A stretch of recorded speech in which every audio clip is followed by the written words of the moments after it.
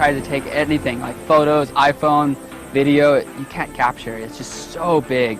It's unbelievable. Such a beautiful place. You have a full crater all the way around, and you have a little tiny gap that the wind can funnel into this lake. So, I mean, already I'm looking at like, wow, we're gonna try to kite this, and all of a sudden it got really quiet when the chopper left, and I'm looking at Anna and I'm looking around these giant walls, and it kind of struck both of us at the same time that all of a sudden we are the only people for miles up on this insane mountain.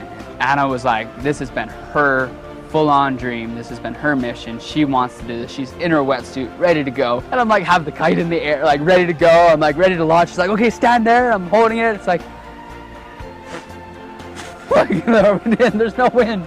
And we kind of just, we kept at it. I mean, we had walked our butts off. We had carried all this gear, the heli, I mean, everything. We had so much planned. We had so much desire to do this and to actually be able to kite, even just for 5 seconds, to be able to get up and go.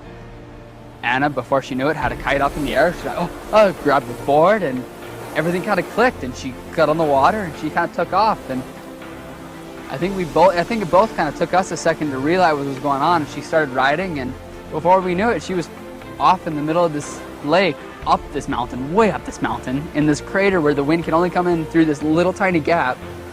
And yeah, she was kiting, and she started screaming and yelling, and I was screaming and yelling. I'm trying to film, I'm trying to hold the camera right, and yeah, it was amazing.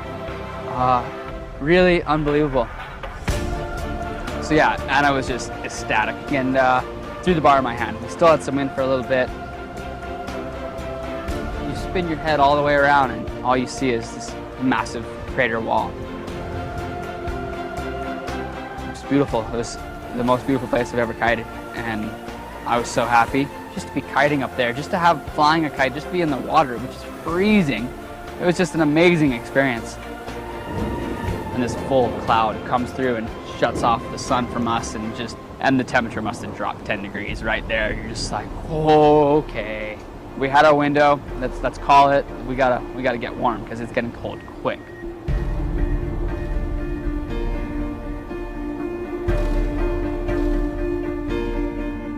The next morning, once again, it was an early morning. We had a lot to do that day. We had to descend a long way.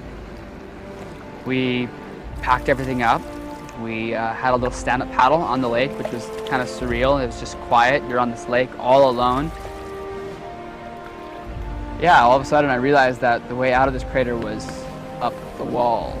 And I'm looking at this almost vertical 1,000-foot cliff wall. And it took us like an hour of just vertical climbing. We're way up high. The air is thin. You're like working yourself so hard in the most beautiful place in the world. You know, I kind of found myself almost thanking Michelson for making the impossible possible, and really all we could do now is just hope. We just hoped that this story will reach someone somewhere and stop them from buying ivory.